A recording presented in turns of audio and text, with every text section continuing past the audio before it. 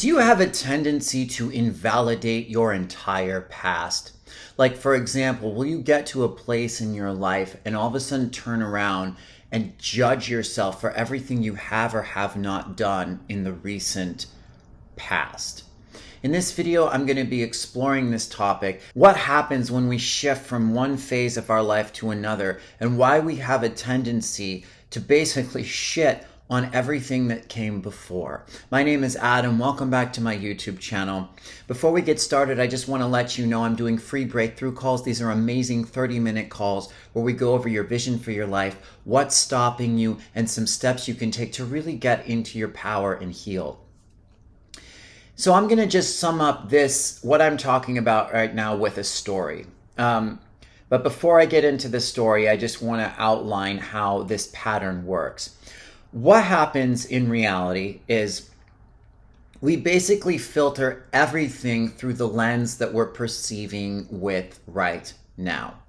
So if you have a lens that's based in trauma, based on anger, maybe at the feminine, based on anger at the masculine, based on wounding, we will project that everywhere. It's just like it's a camera lens. So if the camera lens is stained, whatever you're looking at, whether it's beautiful, ugly, your partner, a demon, like it's all gonna have that stain over top of it. This is how our perception works. And the stains on the camera lens essentially are our traumas, our imprints, and our belief systems. And it's very important to watch this because we do this to ourselves. And when we upgrade a camera lens, or the camera lens just shifts, we will then take that lens and look back at our past or our recent past and see everything through that. Now, this can be a really good thing because when you heal enough, you can get a better camera lens and look back at your past and write a new story about how it was all a gift.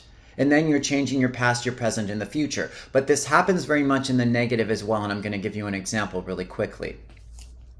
So at the end of last year, I felt I really needed to stop and rest. I'd been working really hard for like 6-7 months straight, 5 to 6 days a week sometimes even on the 7th day I would be doing some work. And I knew that my body just needed to stop.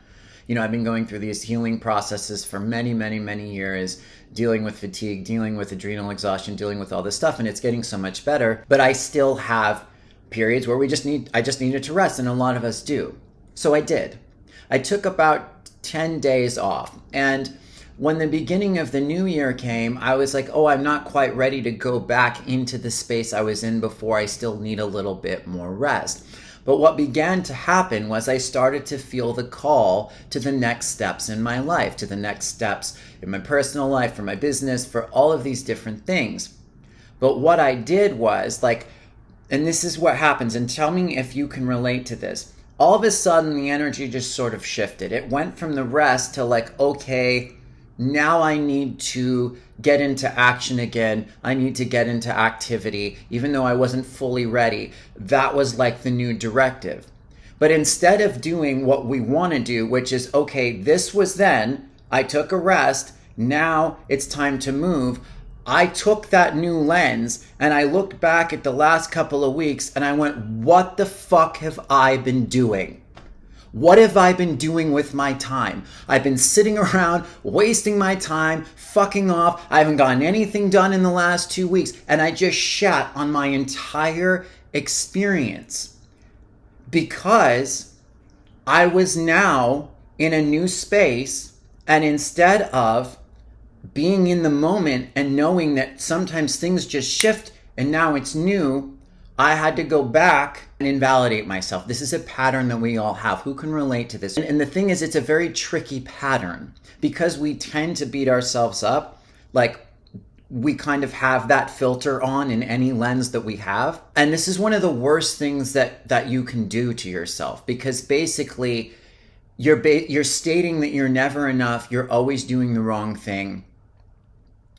And it's a trick. This is a very subtle, crafty trick that the mind plays. I see this a lot in relationship dynamics, whether it's a romantic relationship or a friendship or like a guide or a partnership of any kind. Sometimes we get what we need somewhere and the energy just shifts. And instead of looking at like all the things that we got from it because we needed it at the time, we're like, now that it's time to move on here, it's like, what the fuck was I doing over here? Why did I spend time with this person? Why did I spend time with this partner? Why did I spend time in this program? It was a waste of time. This is a very bad habit. It wasn't. It's what we needed then, and it contributed to our growth, and now we need something else. Or maybe we still need that, and it's just about reforming the dynamic or relationship. It's different. It's a case-by-case basis for everything. So really quickly, where does this pattern come from? Well, part of it is just human nature.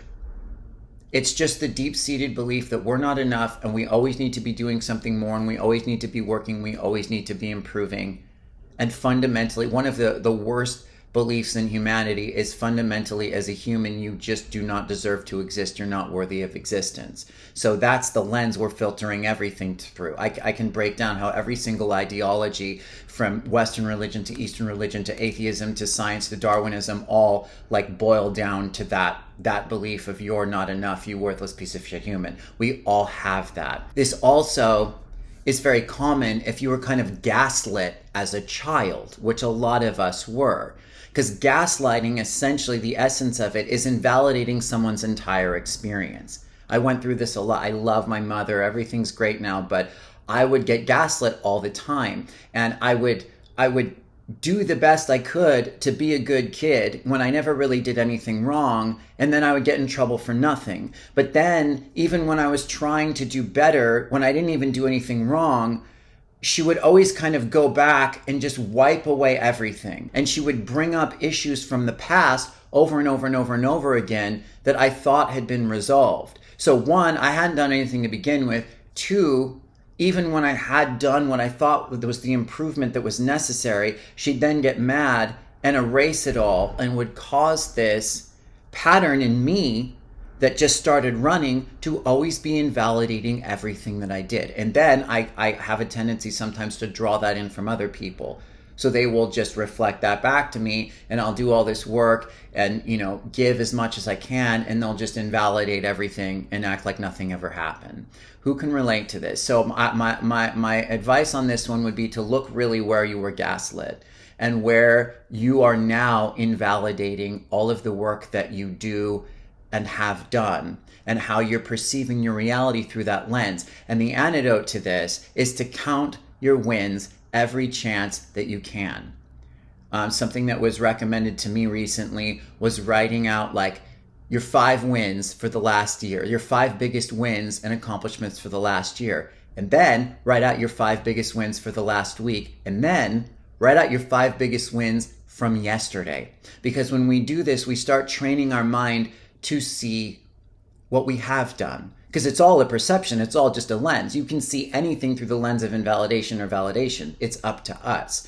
And it's important to really build this muscle. So let me know what you think. Please like and subscribe to the channel. Thank you so much for the support.